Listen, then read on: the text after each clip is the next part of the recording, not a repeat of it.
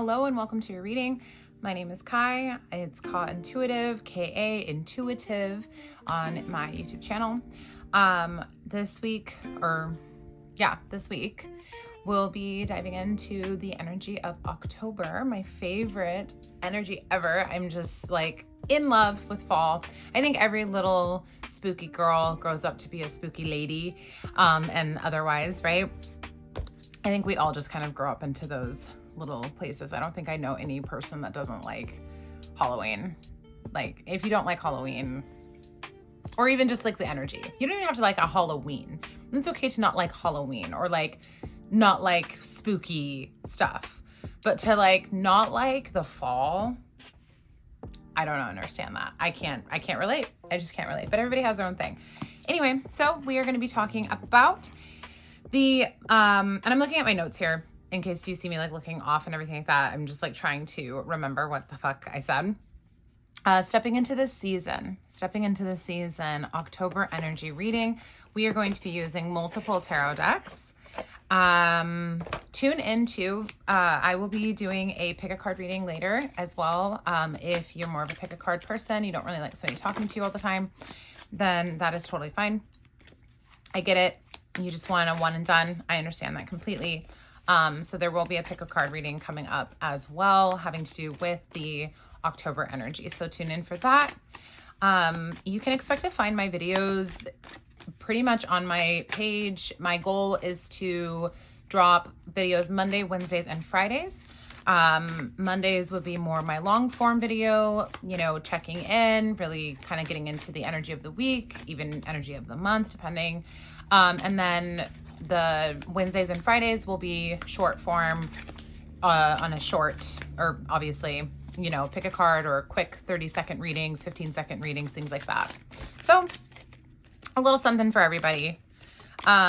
We are going to be shuffling from, I'm going to live shuffle this time instead of my last video, which was about, blockages and how to heal our blockages so that they don't keep coming up. That reading is posted. You can check that out on my page as well. That message was not a live shuffle. I had already shuffled previously and like wrote down my notes and then just spoke.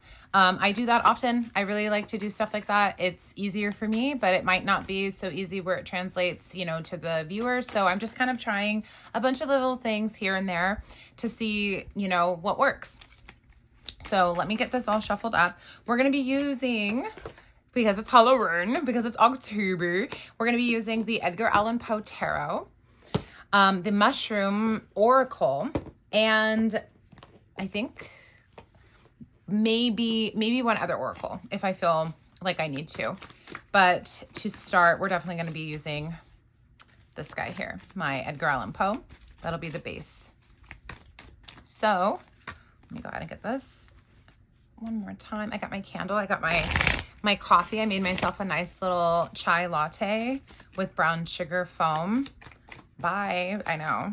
That's the other thing too. Like, I want to also post too, like me in the kitchen. I really love to cook and create in the kitchen. My friends call me a little kitchen witch. I just love to feed people, and I love food, man. I do. I love food, and I love how it brings people together. I just think that that's really important. Wow. Okay. So we already have the challenge, or I'm sorry, the theme or challenge.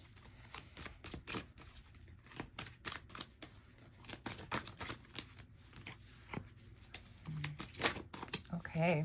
And blessing. And those ones wanted to come out covered. And we have the Two of Swords here. So we are already cooking. I'm going to set this here. Okay, so the first card we got is the Queen of Swords. I love this depiction of the Queen of Swords in this deck. Anyway, I'll show you. Hopefully you can see that. I'm not sure. I'm kind of like getting used to this, utilizing this setup. The setup is very shoddy. So it is what it is. Okay, and I do feel like I do need to pull from the Aset card Oracle deck. That was so funny because I wasn't going to, but this is literally her. So the theme, Queen of Swords. of course, when we think of Queen of Swords, immediately I'm like, okay, owning, I hate saying owning our power because I feel like we say that a lot. We always talk about that. And I don't even say just me, I mean, we like collectively we're like, own your power, call your power back, type of stuff. But it is Queen of Swords. And the thing is I'm hearing like, I never gave you my power in the first place. There is nothing to call back. Like there is nothing to call back because I've already set the intent, or I'm not set the intention, but I've already set my boundaries. I know how long or how far this thing is going to go, or where this energy is going to go, because I already okayed it. It's kind of like okaying like the blueprints to a plan, right? You're like, okay, I already know what the house is going to look like because I've already designed it. I've already put my hand on it. I've already talked to the investors. I've already spoke to, I don't know if you need investors to build a house. I don't know. I've already gotten my permits. I've already gotten everything together. So there is nothing to call back because I've already left no stone unturned, right? So it's almost like a certainty that like this, not necessarily that it's going to work, but that there is nothing, everything is at capacity. I have put my all into this. No ifs, ands, or buts about it. And so that is kind of the theme of October, is when we are putting our all into whatever it is that we're trying to manifest, or whatever it is that we're trying to work through. Sometimes it's not really always about manifesting. Sometimes it's like putting all of our effort into not engaging with something, and whether it's like habits or whether it's like other people, relationships, work relationships, colleagues, family members, people that we don't necessarily want to bite the hook on, right? Like we kind of, it's that same, like I said, that energy of there is no power to call back because I haven't given it. I haven't been pushing it out there, right? And so it is really talking about discernment here, the theme, and like the need to be discerning and the need to practice that and like I hate saying call that in, but it really is like, what else am I going to say? It's like really that action of waiting a beat and really attempting to not be so impulsive in the things that we say or the actions that we take. Let me see. There's a little glare on this. Yeah. I'm just trying to see if there's any other. Yeah, that's truly the energy that I'm getting from that card. I'm thinking if I want to pull from the Asset card here now. I kind of feel like I do. Sorry. Hi. I do want to see if there's anywhere to go that's a little deeper right in this moment. And sometimes oracle cards can really help hit the nail on the head, if you will. I have more on the Queen of Swords here, and as it stands as the theme for October. Okay, oh, let me put that here. Yeah. Hear the rattle of us. So I got Ancient Power Mysteries and Pillar of Light. And what these immediately, sorry if you see me kind of like looking down so much, it's because I'm like pushing my cards up because the glare of the light is just shining on them that I can't even see the images very well. So I'm like really like trying to see. So forgive me for not really engaging with the camera right now. I wanted to do something a little different and be cozy because it's fall, it's October. I'm in my, little like cozy bed and everything with my coffee and my candle, but like, oh my God, is it kind of like not tight? Anyway, when I look at these cards, immediately I'm thinking of the things that we hear, and when I say the things that we hear, I mean what we're giving our attention to, what we're choosing to give our attention to, and how that either hurts or heals, or hurts or elevates our ability to stand firm in our being. When we are giving our attention to things, and this doesn't even mean like bad relationships or relationships in general, or, work or school or kids or whatever. I'm talking about like, there's a huge feeling of like social media and like how that kind of becomes, a dumping zone, like a dumping zone for our energy, our dopamine, our like literal ability to feel connected to everything around us, the tasks that we have, the people that we need to meet, the path that we're on, and how social media kind of has a way, which is ironic because hi, I'm here on a social media platform, but it does have a way of taking us out of our path, or I don't know if path is the right word, but taking us kind of derailing us a bit.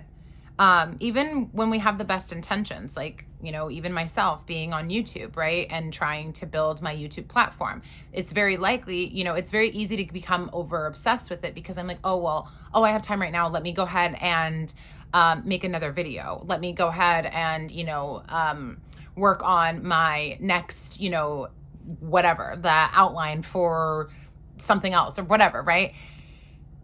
And though it's all in good, like that's always good intention, right? It's like to grow and to become and to, live your truth or your path or whatever. There is kind of a message here for all of us, right? Of really being careful with how we're spending our energy and not feeling like it needs to be a mad dash to the finish line. And October, remembering what the cycle is of fall. While fall is very much harvest energy, it is also, we're harvesting why? We're harvesting from all the hard work or push that we've given in the summer. We're harvesting that in order to hold on to it, in order to keep it for ourselves to feed from, to get us through the next leg of the cycle, which is winter, deep winter, where we're not able to necessarily go outside and pull a pumpkin out of the ground, right? Like we're not able to do that. There isn't any. So it really is the energy for the month of October, the theme, the overarching theme seems to be really taking stock and inventory on what we have to give and where we are going to give it, where and to whom and in what places, and really slowing down enough to ask ourselves, does this need to be spent here and right now? And this could be monetary as well. This doesn't have to just be, energetically or anything. It could be very physical for some.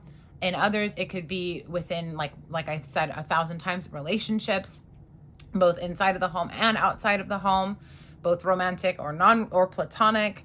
And it could also, of course, be with ourselves and the things that we're trying to do. And this message really applies to even myself with all of the different, irons I have in the fire, and really knowing which ones actually matter right now. And that's where the discernment comes in. It's almost like micro discernment, where it's like being discerning, yes, on a grander scale of knowing, yes, I want to go to that party, or no, I don't want to go to that party, right? But like also knowing how to be discerning in those smaller actions of, it's not going to hurt me necessarily to do this, but it might not be as good as it could be because I'm more in the space of forcing it than allowing it to kind of grow and become naturally what it's going to be. So that's kind of the energy that I'm getting from these cards. And really also sidebar too, if you haven't worked with Isis, I call her a Set, the Great Mother.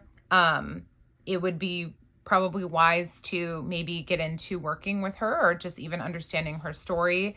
But specifically like working with her to maybe help with that discernment, knowing what is really important, and also having a plan, like longevity, like, cause that's something like with the Set, like she knew, right? Like she was like, it was not just her heart that carried her to saving her family. It was her knowing her divine destiny and knowing that she needed to make a way for, like, she needed to live her truth, saving her husband and, having her son for like the better of humanity, right? Like she knew that this is necessary, right? This is a necessary action to take. That's kind of more or less, I would read up more on her story though. Don't take it from me like that. I'm just kind of trying to more or less like understand what's being said here, and why she would be coming up when I was already kind of considering her, but then like she really kind of came through. So I feel like there's a message here for someone with this, with Isis, if that's who you're working with, or maybe you stopped working with her. Now is the time to kind of pick that up again. Okay. So let's move on to the challenge. Our challenge here is the 7 of Wands. And you know what? Honestly, it really kind of, I already kind of talked about it, right? Like this energy is coming through as led astray. That's the word, that's the phrasing, that's the vibe that it's giving, is being led astray, putting ourselves in one space. What's that basket egg thing? Putting all of our eggs in one basket. The reality is that there isn't necessarily a problem with that all the time. Sometimes we have to do that in order to learn. And that's that. It's not about a warning. This isn't about, and I say this because this is our challenge, right? Which would imply that, it's not going to come naturally. It's not going to be easy, right? It's something that we're going to feel tempted or feel like,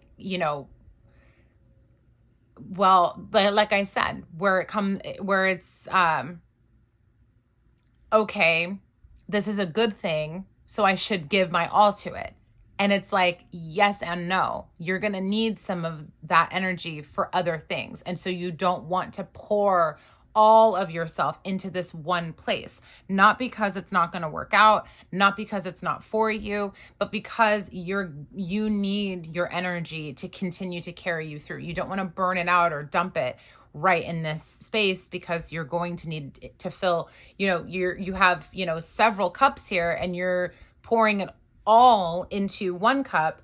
And when there's, 5 more after that you need to pour into, right? But you're not going to have enough to get you all the way through those cups, right? Like that's the imagery that I'm getting. Like you're pouring it into this one cup, the contents, whatever liquid, right, into this one cup, but then you have like 7 more to fill, and you don't have enough. You have maybe enough that can get you to like cup number 3, maybe 4, right? That's what Spirit wants us to avoid this month, is spreading ourselves too thin, too soon, too fast, even if we think it's for a good cause, even if we're like, but you said like, this is what I'm supposed to be doing. Right.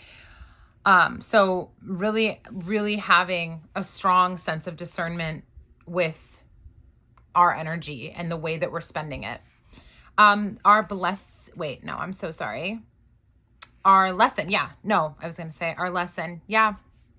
Okay. So we got the 2 of Cups, and then our blessing here is the Ace of Wands. Yeah.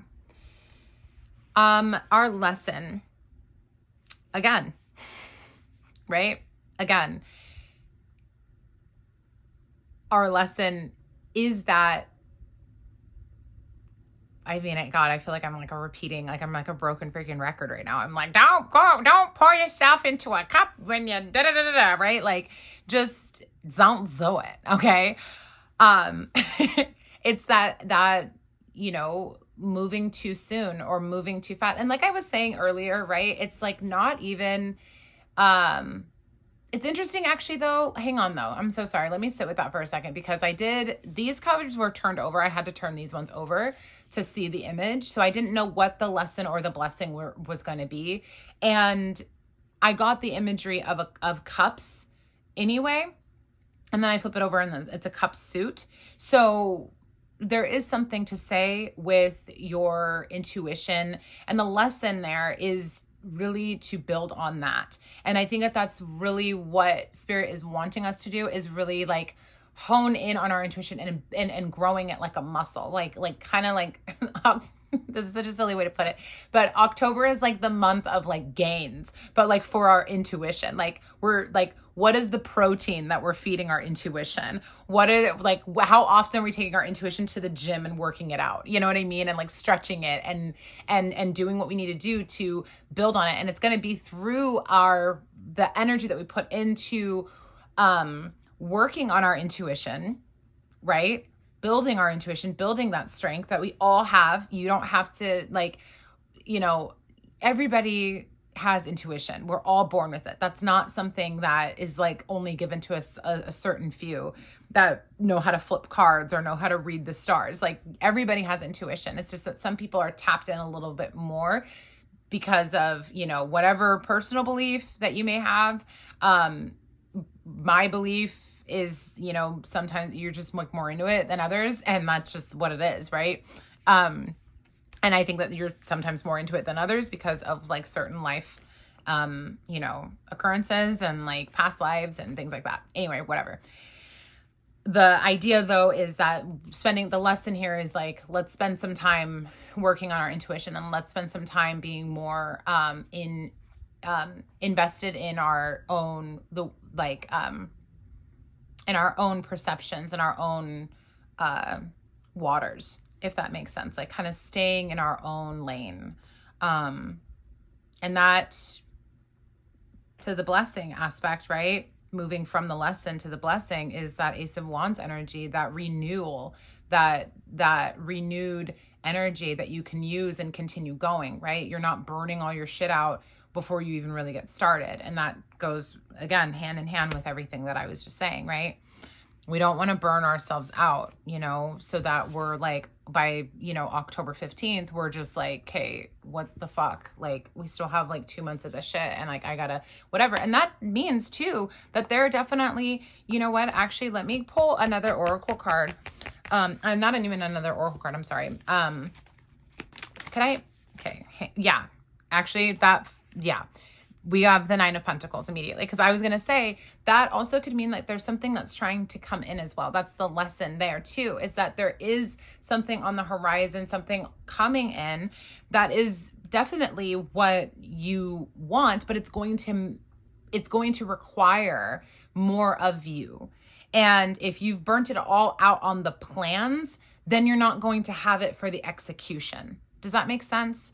If you've given all your energy to the idea aspect of it, to the imagination aspect of it, to the writing it all down, and you've collected all the things, right? Like, I mean, by that point, when it's time to actually put it into work, you're just like, whew, I feel like I already did, motherfucker, because I've been working on this crazy.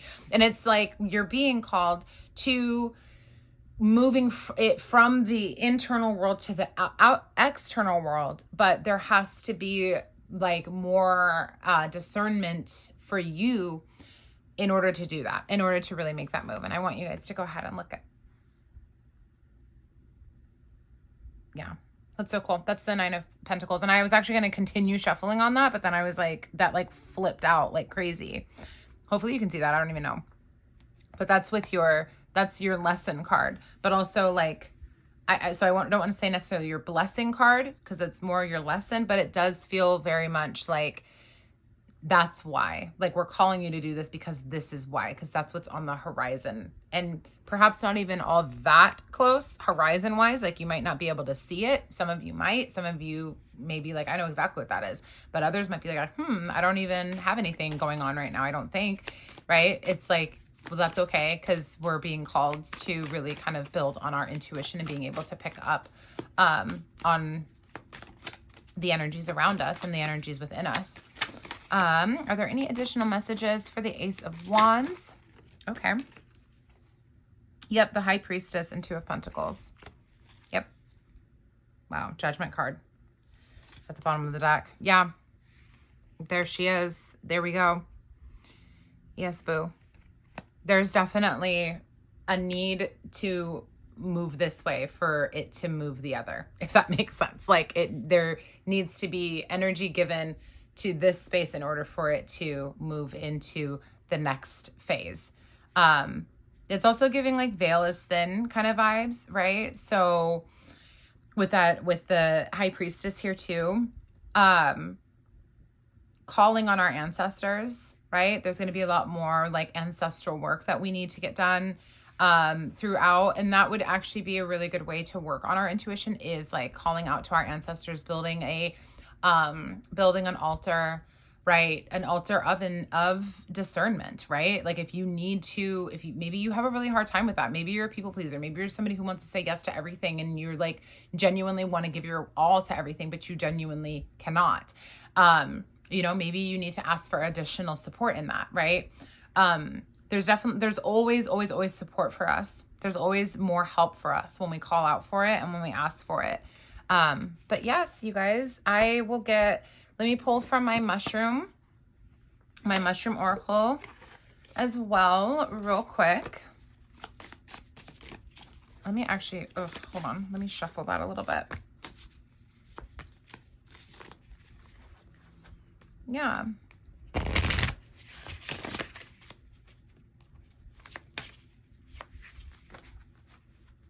I hope that these messages are clear. I'm still really learning how to talk the message out for others to hear. I'm so used to doing tarot pulls for myself and for my own clarity and understanding, that sometimes I get really tripped up on my words, and I feel like I'm like, does this make sense? Like, I don't even know. Like, cause I feel like the way that I explain things is sometimes like really confusing, or just like feeling like uncertain, So I hope that these messages do make sense to you guys. I know that as I continue to go, I'll get more natural and get more comfortable being like looking at a fucking camera, and it's just not something that is like my comfort zone right now. I'm really stepping out. So I promise I'll get better. I know that, but it's more just, Sagittarius energy is coming through. I don't even know if that is Sagittarius constellation in the background here. I have no idea. I don't even know what it looks like. You know what, too? Hang on. Where'd that go? What's the significance here with the Queen of Swords and the High Priestess?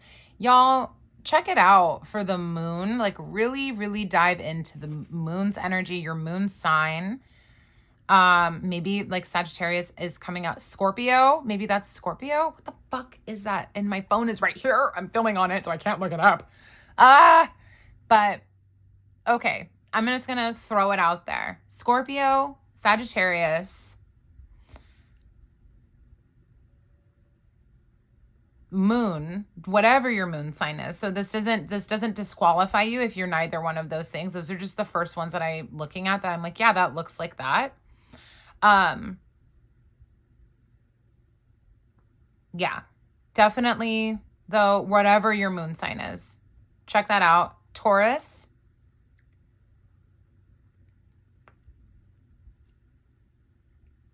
and that's it. That's all I'm like vibing. You know, it's so funny. Never mind. I'm not even going to say that.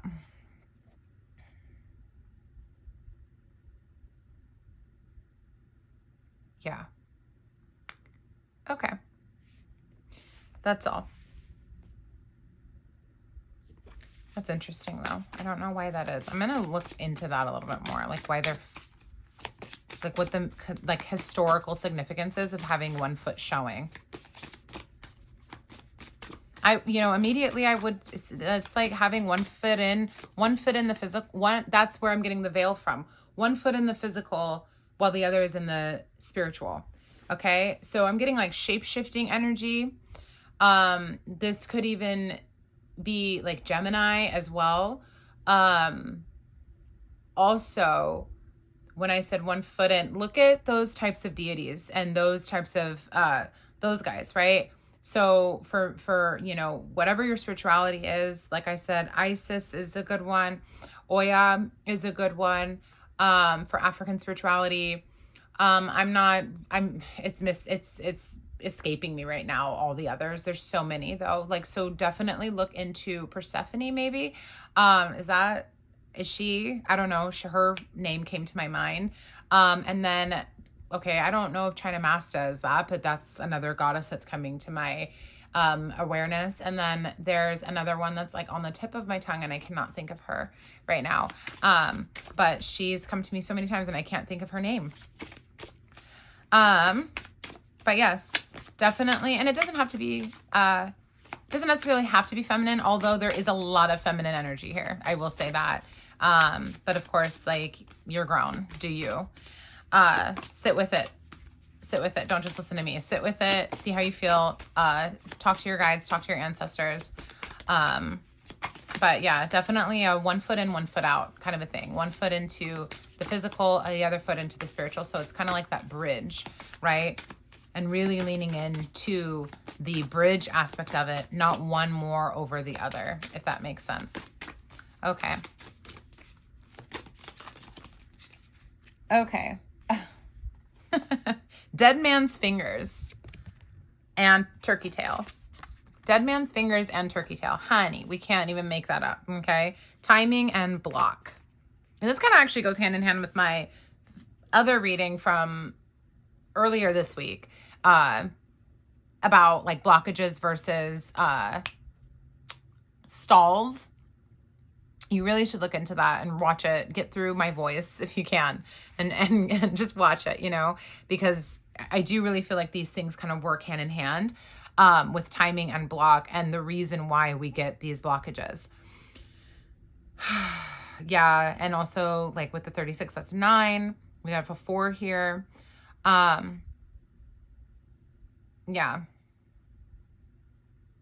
Yeah.